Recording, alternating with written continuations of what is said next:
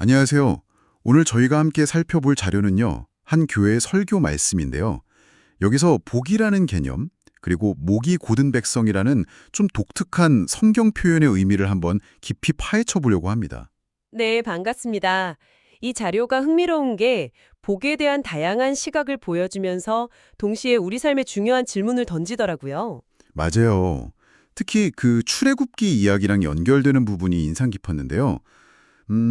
먼저 우리가 흔히 생각하는 복 이야기부터 시작해 볼까요? 좋죠.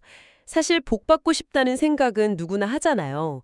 자료에서도 중국에서 복자 거꾸로 붙여놓는 이야기 나오던데 아, 네네. 그런 것처럼 복을 바라는 마음은 참 보편적인 것 같아요. 그쵸. 우리나라 전통적인 오복만 봐도 장수, 재물, 건강, 또 덕을 쌓고 편안하게 죽는 것까지 어떻게 보면 인간이라면 누구나 원할 만한 그런 것들을 복으로 여겼죠. 서경에 나오는 이야기죠. 근데 요즘은 그 오복의 의미가 좀 달라진 것 같기도 해요. 건강, 재물 물론 중요하죠. 근데 좋은 배우자, 좋은 친구 만나는 거, 아니면 취미 생활 잘하는 거 이런 것도 복이라고 하잖아요. 맞아요. 시대가 변하면서 복의 개념도 조금씩 바뀌는 거죠. 특히 그 젊은 세대들, MZ나 알파 세대는 외모나 금수저, 건물주 같은 그런 외부적인 조건들, 이런 걸 중요하게 생각하는 경향도 좀 있고요. 이게 자료에서 말하는 세상적인 복의 모습이겠죠, 아마. 네, 바로 그 지점을 설교 자료가 딱 짚어내고 있습니다. 그런 세상적인 복, 그러니까 눈에 보이는 것들, 하고 성경이 말하는 복이 어떻게 다른가 하는 거죠. 아, 그 대비가 핵심이군요. 네. 예를 들어 아브라함 이야기를 하잖아요. 하나님이 아브라함한테 복을 주시겠다. 이걸 넘어서서 네가 복이 될 거다.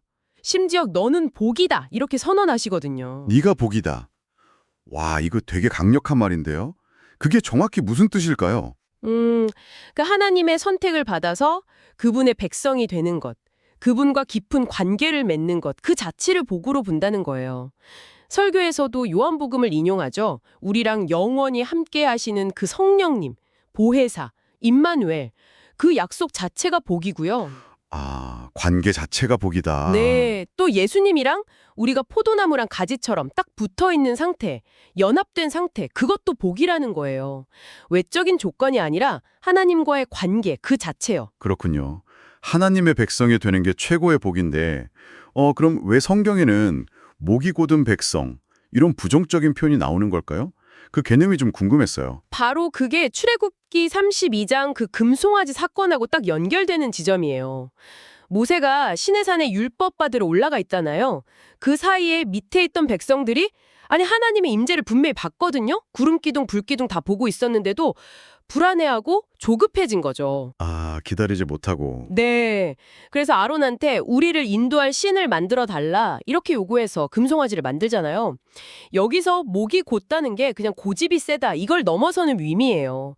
마음이 완고하고 어리석고 하나님의 인도하심을 거부하고 자기 생각대로 자기 욕심대로 가려는 그런 상태를 말하는 거죠. 결국은 다 같이 망하는 길로 가는 태도예요. 자료 보면서 좀 놀랐던 게 그 금송아지 만들 때 쓴 금 있잖아요. 그게 원래는 하나님을 위한 성막, 그 성전을 짓는 데 쓰려고 준비된 예물이었다는 거예요. 아, 맞아요. 그 지적이 아주 중요합니다. 하나님 드리려고 준비된 걸 가지고 우리를 위해서 신을 만든 거잖아요. 네, 그렇죠. 하나님의 목적이 아니라 자기들의 필요, 자기들의 불안을 채우려고 하나님이 주신 자원을 써버린 거죠. 그 결과가 뭐였냐면 방자함. 그러니까 하나님의 통제를 벗어나서 그냥 제멋대로 행동하는 상태가 된 거고 결국에는 원수들한테 조롱거리가 되었다고 성경은 기록하고 있어요. 아, 출애굽기 32장 25절 말씀이군요. 네. 마치 그 마태복음에 나오는 맛있는 소금처럼요. 길에 버려져서 사람들한테 밟히는 신세가 된 거죠. 백성들이 그렇게 잘못했는데 하나님이 엄청 화내셨잖아요. 다 없애버리겠다고까지 하셨는데 모세가 막 중보기도 하고 그래서 용서하시긴 하는데 여기서 징계라는 개념이 나오더라고요. 네, 징계. 그 남경필 전 지사님 아들 이야기 예시로 들면서요.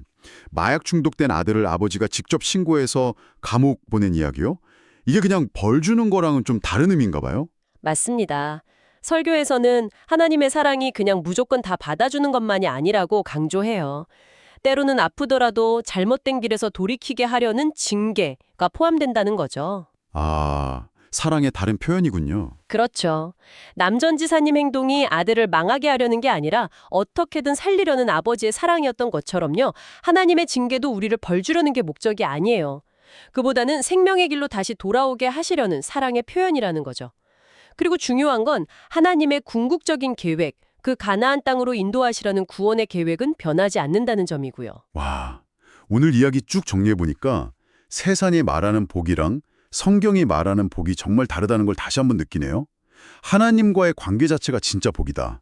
네. 그리고 동시에 우리 안에도 혹시 하나님 뜻보다는 내 생각, 내 욕심을 앞세우는 그런 목이 곧은 모습은 없을까 돌아보게 되고요. 맞아요. 우리도 그럴 때가 분명히 있죠.